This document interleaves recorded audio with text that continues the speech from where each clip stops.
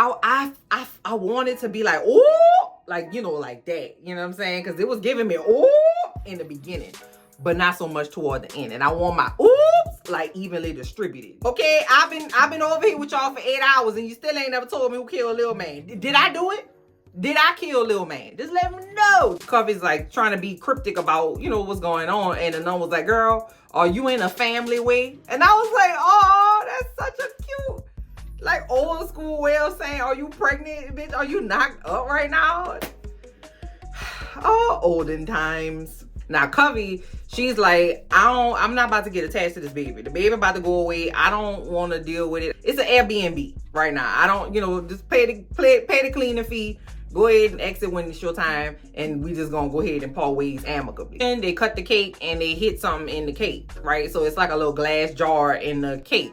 And so I'm like, girl, Covey, like at this point, sis, you could have just said it. I mean, I ain't gonna hold you. Like, why we got to go on a scavenger hunt for you to tell me the story? You gonna tell me or not? You got me geocaching for your life story, girl. You could have just told me. Shit, how many jump drives you got? That girl went to Sam's to get them jump drives, girl. She had 17 jump drives to tell her life story, girl. You know you could have put that on in Google Drive. Shoot. Hey everybody, thank you so much for checking out this video. It's your girl LB. Welcome to my channel, Watch With Me LB, where I give you fun, fresh, and funny rants, reviews, and recaps on my favorite movies and TV shows. Has the flu been getting y'all? Because the flu and strep throat and ear infections and stomach viruses have ransacked my life, okay? I'm back. I had a tap of it, and I'm at the age where I kind of get excited to get a little under the weather because I'm gonna lose a little bit of weight. I'm gonna lose a little tap of weight, and it didn't happen for me that way. But you know, she's back, okay? She's in the holiday spirit in my mind. Look at my shirt. Look at my shirt, y'all. Look at this in my mind. Okay, they look just like the album cover. If you know, you know, okay? Okay, I'm sorry. This is one of my favorite Christmas shirts. I got it off of Etsy. Okay, I got my bow on my head because I'm ready to rock and roll in the holiday spirit to talk about Black Cake because I've been gone for so long, okay? We're gonna wrap up the show in this here video. Let's get in here and talk about Black Cake. If you haven't, please subscribe to my channel. Don't forget to hit the bell for the notifications. And if you're also inclined, share this video to help me grow my baby channel, okay? Thank you very much. Please excuse my co-host, Blue Chicken Nugget Miles Morales, because she is in timeout currently. I was making my father some wonderful banana nut bread, and homegirl decided, no, you're not, because I'm about to eat the bananas. You know, maybe you might see her in this video because she's been in there about 20 minutes now. And she just is devastated, baby. The puppy dog eyes is dogging. She just looks so downtrodden and depressed, child. But she act like she ain't eat 3 bananas. 3? The last time we were together in community in the Black Cake coven, Byron had beat the shit out of Benny's boyfriend. As well he should have, okay? And, you know, I was confused about it because it was very much out of his character. But, you know, sometimes people just snap, child. It is what it is, and everything is fine. So 6 opens up, and we find out that Mr. Mitch is involved. What is this?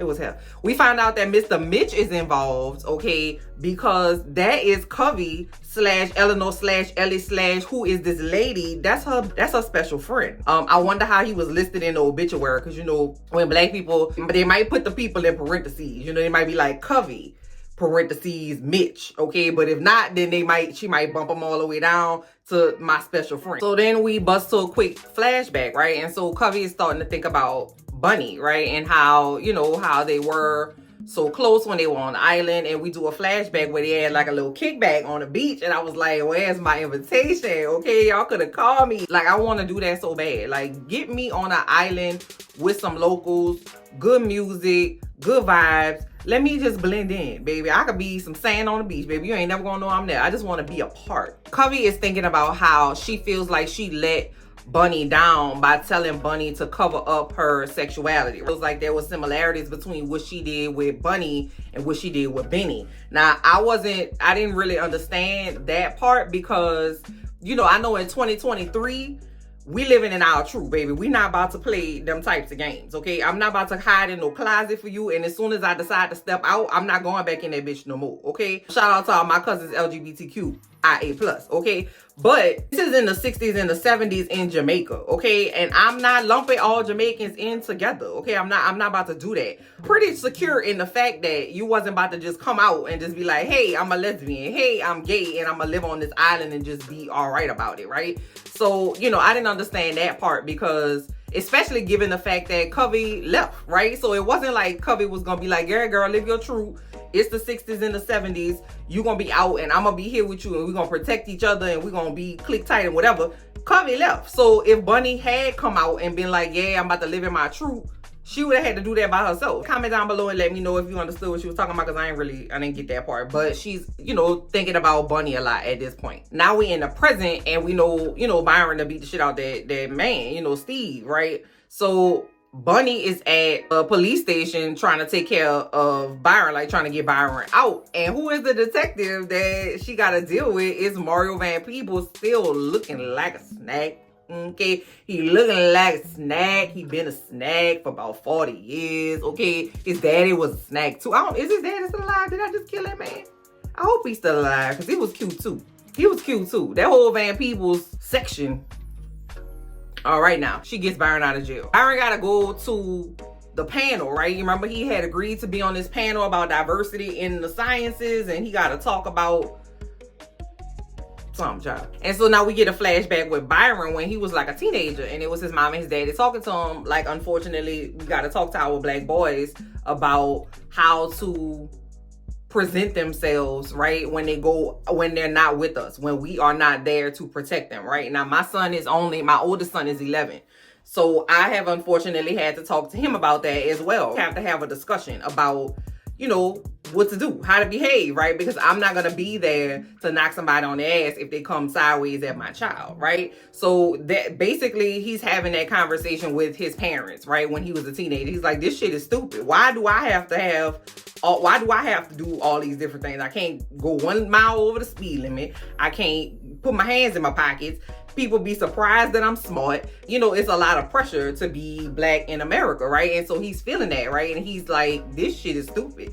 It's unfair and I don't like that shit. Why do I have to do it? None of my friends do it. I go to school with all white people. They just be doing all kind of stuff and I can't do that stuff. I want to do stuff. But his parents, just like I do, tell my son, they told Byron, at the end of the day, you got to make it home, right? And so that was a really great scene. I thought it rang true to me, at least, about the kind of conversations that we have to have with our children. Not just men, not just our black boys, not just our boys of color, but everybody. We all got to have that conversation, unfortunately. So Byron and Benny go home. Byron is getting foundation on his little bruise and stuff, right? You know, he was in the scuffle. You got to be on a panel. So Benny is like getting him straight. He leaves and he goes to the panel thing. So Benny's at home alone and she's in her mama's office and she's snooping. I don't know why they didn't go to that office first thing smoking. Okay, my mama's sick. I'm going through her shit. I be going through my mama's stuff and she is very well and healthy, okay?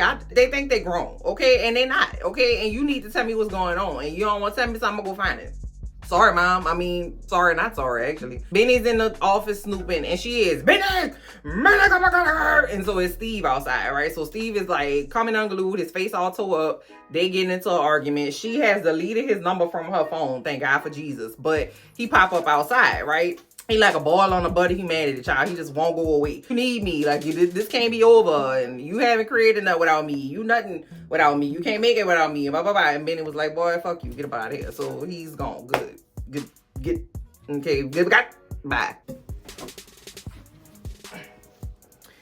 So Byron is now at the panel. And say hello. Say hi. It's a bluesy kangaroozy.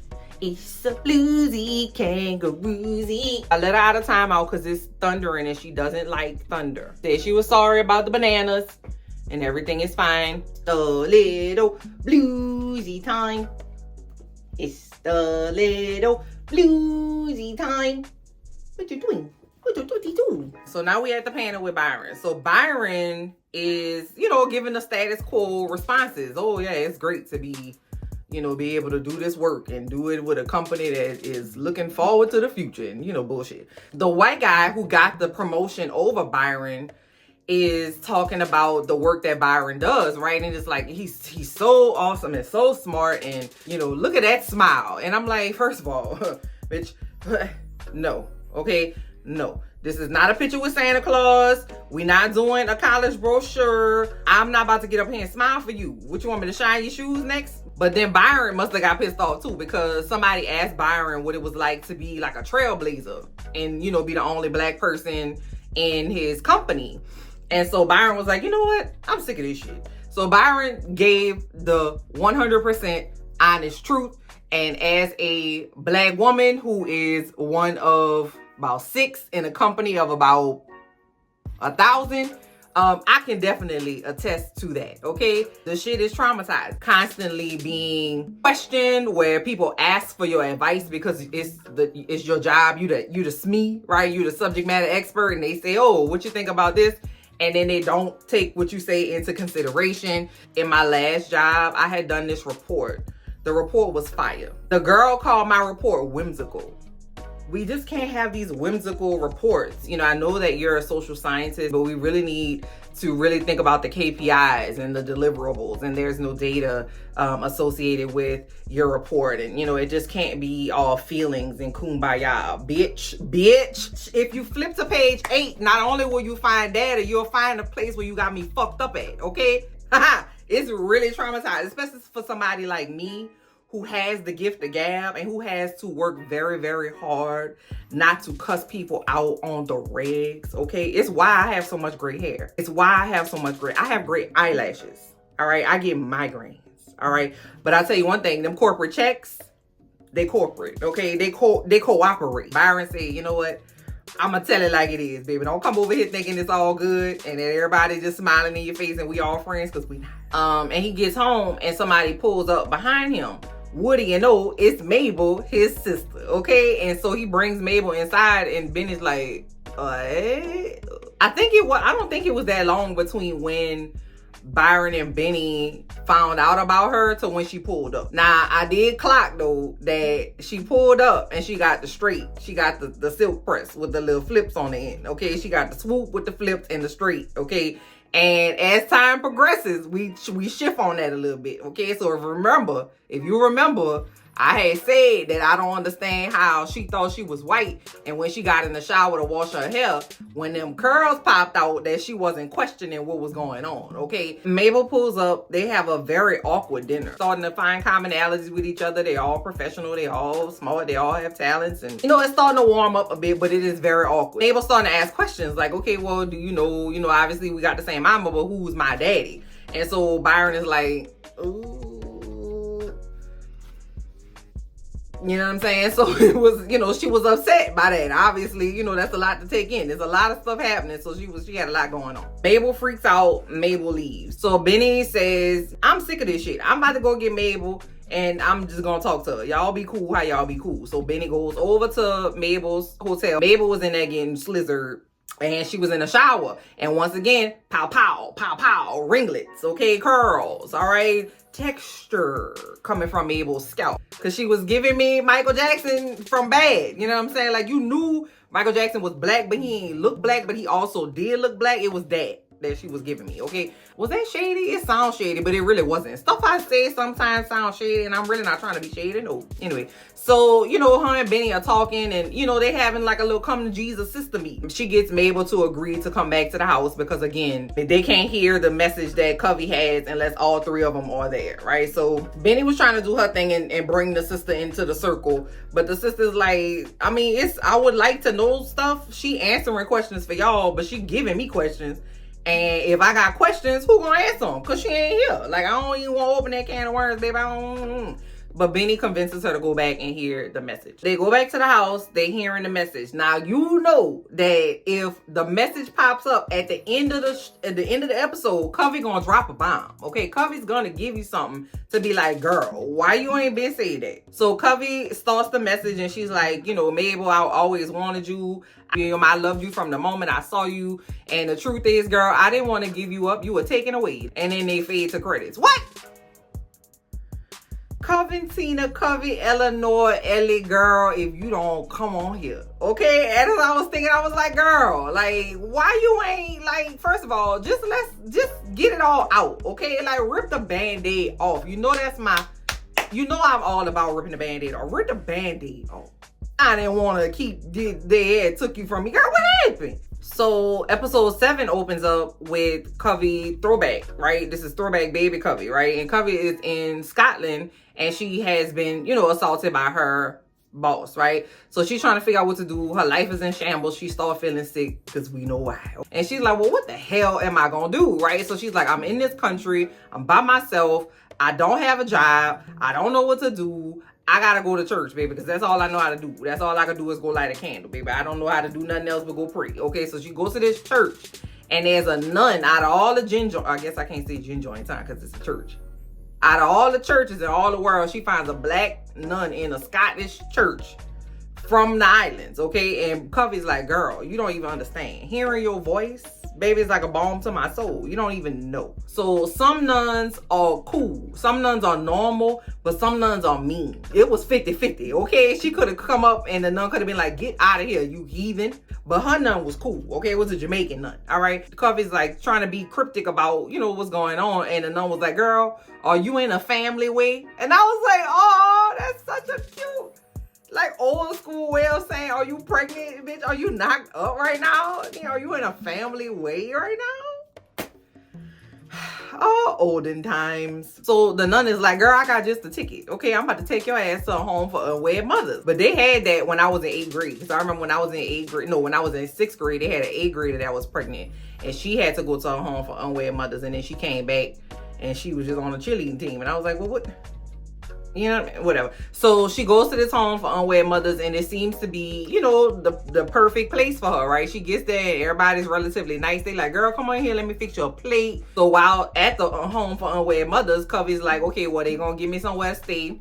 I don't have to be by myself, but I'm gonna have to clean this rectory, baby. I'm gonna have to get down and scrub the ground, okay? Not with my ass with like a scrubber, okay? They working them girls. So that's what she does for her whole pregnancy. She meets this one girl, and the girl is like, listen, I know I'm in this home for unwed mothers, but I'm about to break out of here, baby, because my man's, okay? He just working and, getting money together, and he gonna come get me. We gonna break out of this bitch, and we gonna raise our family. So I already knew. You already knew what type of work that y'all. It wasn't gonna happen. So we come to find out that, the home for unwed mothers is basically like a Christian Catholic adoption pipeline. Now Covey, she's like, I'm not about to get attached to this baby. The baby about to go away. I don't want to deal with it. It's an Airbnb right now. I don't, just pay the cleaning fee. Go ahead and exit when it's your time, and we just gonna go ahead and part ways amicably. Now one of the girls at the place goes into labor. Now they haven't told these children about what labor is. All they knew is that this girl was hollering and screaming and crying. They didn't know what it was. They put the girl in a wheelchair and left, and they didn't explain nothing about that to anybody. So they were all like, did this bitch go into another dimension? Like, are they about to throw her in the furnace? Like, what is going on? The girl whose boyfriend was going to come and break her out of the place wrote to her and was like, you know what? On second thought, it was good while it lasted, girl. I'm going to always think of you finally. You take it easy, right? And so now the girl is devastated, right? So, Covey has had a change of heart, right? She's like falling in love with her baby. They wake her up every 2 hours to nurse the baby, and then they don't really let them bond like talking about it. They really weren't into bonding. Back in the day, they were just like, make sure this child don't die. So, she's starting to like really, you fall in love with your child when you well, I couldn't breastfeed child. Big as my titties are, that just was always so unfair to me. I was like, bro, my titties are huge. Why can't I just couldn't, they just didn't want to do it right. Anyway, she's rethinking her decision to go to this home. Now, I forgot to mention that when you agree to stay at the home, they take care of your room and board. They feed you and make sure you got clothes and stuff. You're gonna work your ass off, but you gotta sign this paper, all right? And now the children don't read the paper when they come. They just like, girl, take care of me, please. I'm in dire straits, okay? The paper basically says that when you give birth, 6 weeks later, we gonna give your baby up for adoption. All right, you be cool. Go ahead, lay down. And so Covey signed the paper, and so Covey's like, I don't want to get my baby up. I was in a different place back then. That was olden times. Don't be bringing up old shit, okay? Covey said, you know what? I'm in the nursery. Y'all not paying attention. I'm about to take 2 diapers and my coat, and I'm just gonna try to steal my baby. You know, it's my baby, so I'm gonna just go ahead and take it and go ahead and go. That wasn't a good plan though. You know, I ain't gonna hold you, but you know, she was just desperate, okay? But the nurse from Jamaica was like, girl, come on now. Keep it real. Where you going with two diapers, a baby with no clothes on? You ain't got no clothes. It's cold outside. You ain't got nowhere to go, no food, no money. What you gonna do? So she takes the baby, puts the baby back in the nursery. Next thing you know, this wonderful white couple comes in and is looking at Covey's baby, okay? And Covey's like, who them people over there? Because they got my baby. So next thing you know, baby, they in a car with the baby. Covey chasing the people down. They done took the baby away. Covey has no clue who the people are, where they was going, if they made a left or a right when they left the driveway, child. She don't know what's going on. Covey is absolutely devastated. And so when she was out in the front of the home for unwed mothers, they had these pretty daffodils, I don't know, yellow flowers. And that's all she remembered during that traumatic time. That's basically like a memory that she has of Mabel from the day that she was taken away. So, of course, end of the episode, Covey gonna do something to piss me off and just not tell me what's going on. Covey said, yeah, you know, I know everything was everything, and now you know what happened when you was born, Mabel, and now y'all know why I planted these daffodils in the backyard. I didn't want to give you up, but I know y'all still wondering what happened at my wedding. And it's just so hard for me to tell you, Fade to Black. What? Girl, come on here. Shit, like, tell me what happened. You should have been told me. Well, I can't tell you. They got other people that you need to go find out and see who could say what happened when I was there, because I wasn't there also. Girl, come on here. So we go to the season finale of Black Cake, episode 8, and the episode opens up with Covey's mom in like the forest with her best friend Pearl. She's pregnant with Covey and she goes into labor. She has the baby in the jungle or the forest. I don't know. The mountains, I guess. I don't know. I'm sorry. I don't want to be disrespectful, but she has Covey and you can see that she really loves Covey, and she makes Pearl the godmama. And so Pearl is like, oh, look, girl, look at the mandrake fruit. I can't remember the name of it. In the tree, I'm gonna grind some up and put it in her navel to help her heal. And then Matilda, Covey's mama, was like, girl, that's not what that is. That's poison. You about to poison my child. Look again. Pay attention. Whatever it was a fruit that looked like another fruit, but one fruit is toxic and one fruit has healing properties. So you gotta pay attention, okay? So that's where they got the poison to kill Lil Man, because this episode is finally gonna give us some information about this goddamn wedding that we've been hearing about for 8 episodes. Now we cut to Byron and his mama making a black cake in the kitchen. It's their last little moments together, and we hear voiceover of Covey saying, B&B, I left y'all a black cake in the freezer. Don't throw it out, cut it, and I want y'all to eat it and enjoy it together. And I'm like, all right, that's cute. You know, like, you was thinking about us ahead of time, so you put a little cake in the freezer. And I love me some cake, child. Especially, what was that line in the in Still Magnolia? Oh, I have it in my freezes beautifully section.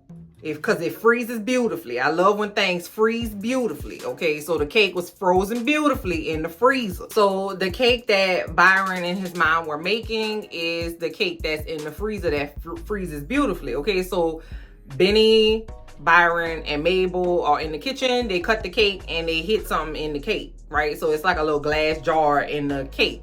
And so I'm like, girl, Covey, like, at this point, sis, you could have just said it. I mean, I ain't gonna hold you. Like, why we got to go on a scavenger hunt for you to tell me the story? You gonna tell me now? You gonna tell me now? It is or it is, girl. Come on now. You got me going on a damn scavenger hunt. You got me geocaching for your life story, girl. You could have just told me. Shit. How many jump drives you got? That girl went to Sam's to get them jump drives, girl. She had 17 jump drives to tell her life story, girl. You know, you could have put that on in Google Drive. Shoot. So inside the jar is a throwback picture of Covey, Gibbs, and Bunny. And so they read the back and realize that Bunny's government name is Benedetta, that she named Benny after Bunny. Inside the jar is another jump drive. That one is for Bunny. All right, so now they got to go find Bunny. So they go Google Benedetta Pringle, and Benedetta Pringle is a world famous swimmer known as Etta Pringle. And they remember, like, oh my God, mom used to love watching her. She was obsessed with watching her. And they thought it was just because, you know, all Jamaicans rep for Jamaica when it's a race. I ain't always, sometimes I be rooting for Jamaica too, because them was fast, bitch. Like, anyway, that's Bunny. All right, so now they got to go find Bunny. They find Etta Pringle / Bunny at a book signing, right? Because she's famous. She wrote a book called Go on the Distance. She's at a book signing. They pull up on her like, surprise, girl. Guess what? Your best friend actually wasn't dead. She lived a whole life without you and never got in touch. Come sit down for coffee, girl. So they sat down for coffee, and, you know, Bunny is as calm as can be expected, because she's like, well, listen, if she kept up with my career, why that girl ain't never said nothing? I thought she died in a train accident. Benny is like, well, listen, I appreciate the fact that you are struggling at this current moment with the fact that your best friend has not talked to you in 40 years. But if you could just tell us who killed Little Man at this wedding that we weren't at, I would definitely appreciate that, because she told us everything else and didn't tell us that. I would just appreciate that. And I'm like, girl, yeah, I get it, Jay, but Lord, girl, like, come on with the timing, right? They give Bunny the jump drive, right? And Bunny is like, girl, listen, first of all, I appreciate that. You look like your daddy, and I'm just gonna go ahead and go. I don't know why I missed the memo right up in this little general area. I mean, I guess I knew it, but I don't know. I guess with all the time jumps and like the days in between and people going to jail and stuff, that I thought that it was a long time between when Covey passed away and the funeral, because now we at the funeral, like Covey's funeral. So I was like, damn, all this stuff was happening in a short little period of time. I'm thinking, you know, we about to get a little season change. Like, it was fall, now it's about to be winter, or it was winter, now it's about to be spring. Like, you know what I'm saying? I don't know. Anyway, so now we at the funeral. Lynette pulls up, and Lynette says, yeah, you know, I saw you on the internet. It's all over Twitter, you know. And Byron was like, yeah, girl, you know, I was inspired by you, and, you know, you told me to walk the walk, and so I'm walking the walk. Byron was like, hey, you know, I feel like something else is going on. Like, talk to me, what's going on? Lynette is like, really want to talk right now. We about to go bury your mama, so let's just wait. And Byron was like, nope. And Lynette was like, well, I'm pregnant, baby. And so Byron is like, yeah, you know, that's great, you know, news or whatever. And Lynette is like, pause. Hold on, baby. I don't know if I won't have a baby. I don't know if I won't have a baby with you. And then Byron was like, excuse me, bitch. It's like, so we've been together all this time, but we wasn't on the same page. And then Lynette was like, maybe you was on the page. I don't know what page you was on. I don't know if I was on the page. I don't really know what's going on. I don't like Lynette. I mean, you know, it's obviously it's her choice or whatever, but I just don't like her delivery, and I just don't like the way she do things. I don't like her, and I could just do without her. For some reason also, Benny is sitting in the back of the church. Okay, you remember earlier I had talked about that special friend that your mama or your grandma or your auntie or somebody had that's not really in the family, but they like in the family, but they not also? She was sitting in a special friend section, not the daughter of the deceased section. She was sitting in a parking lot, and I was like, why, girl? She was like, the wayward daughter returns. I can't believe I'm at my mama's funeral in the back row of the thing. Anyway, that was annoying to me, because I was like, girl, it's not about you. Won't you go up there? You think your mama wants you to sit in the back? So Mabel sat back there with her. And so Mabel says that she hadn't been to a funeral since she went to the funeral that her husband's parents put on for him 16 years ago when she was pregnant with her son Gio at the time. So, like, what's tea with that? And so she don't want to get into it. All right. So Mr. Mitch gets up there and starts the eulogy, and he starts talking about, you know, he ready to do the formal eulogy. You know, Eleanor was born in Jamaica States on 23rd of March, you know, like that. But then he just started, you know, freestyling it. And then Byron walks the fuck out the funeral. He just can't do it. I don't know why he left the funeral. They ain't even really, wasn't nobody hollering. It wasn't no take me with you. It wasn't nobody jumping up and down, rolling around, trying to get in the casket. Everybody was just chilling. And Byron was just like, man, fuck this shit. I'm about to go. I don't know. But then he went to the beach. Whatever. So when Byron was walking out the funeral, Bunny, I forgot to tell you, Bunny is played by CCH Pounder. All right. Come on, CCH. All right. Bunny pulls up and it's like, well, where the hell Byron going? Like, I know I'm a little tardy for the party. Not the party, but you know, I'm a little tardy for the services. So where you going? So she follows him to the beach. Bunny agrees to come back to the house, and they're going to have like a little repast for Covey at the house. So they are, ooh, girl, I be forgetting Tedros is back here sometime. He just frightens my spirit sometimes. cut it out. They at the house and they having a come to Jesus little meeting repast or whatever, and they all start to talk about Covey and all of the demons that they have. Benny felt like she had to hide and that she wasn't enough, and Benny's self-esteem is low. I'm gonna just tell you straight up and down. Byron is the one that keep everything close to the chest, so Benny calls him out because he didn't tell anybody about what he was going through at work. He didn't tell anybody about the promotion. He didn't tell anybody about anything. He keeping everything to the chest. And then Mabel is the one that was like, I'm a fraud. You know what I'm saying? I didn't tell my child why his daddy died, but you ain't tell us either. So I don't really want to talk about that right now. Let's move on past that. It was nice, but it was also a little bit annoying, right? Because I'm like, what the hell happened at this wedding? Okay, I understand that you got some stuff going on with you, Mabel. I understand that Benny is a hot ghetto mess. I understand that Byron keep it close to the chest. Tell me what happened at this wedding, okay? I've been over here with y'all for 8 hours and you still ain't never told me who killed Lil Man. Did I do it? Did I kill Lil Man? Just let me know. Just let me know. Finally, we find out that it was Bunny who killed Little Man. Pearl was mixing up the toxin to put into the drink that was gonna happen in the honeymoon suite. So the original plan was that they were gonna send up a nightcap to the honeymoon suite. Lil Man was gonna drink the drink. He was gonna go to sleep and not wake up. But Bunny was like, that shit gonna take too long. I'm hoping Gibbs gonna come back and so we don't have to do all that. But when Bunny realized that Gibbs wasn't coming, then she was like, you know what? I'm gonna go get the toxin. I'm gonna put it in his drink, swap it right quick. He gonna drink it and he gonna die, and then that's gonna be that on that. And it was very like, okay, I wasn't like, oh my God, you know what I'm saying? I don't know. It didn't give what I thought it was gonna give, you know what I'm saying? But, I still got 72 questions. And then, so they at the table and they talking about how none of them stayed for the funeral. They went to the crematorium, okay, before they sent Covey on up through, the ashes way. Said they goodbyes to her in the crematorium. Okay, all right. Mabel goes home. Byron is going to sue his job for racial discrimination as well. He should. Benny's making a song. I don't know what the hell Benny doing. I don't know. Anyway, so Mabel is at her house and she's listening to this, to the rest of her jump drive that her mama gave her. And so she's like, listen, I know you want to know who your daddy is, but I'm just telling you now, if you go ahead and investigate this, people could get hurt. Right before she gives the name of the daddy, she stops playing the thing and then it fades to black. It's over. The season is over with. I enjoyed the ride, Jay. I really did. I enjoyed the ride. I thought the show was good. Some of the performances were a little bit iffy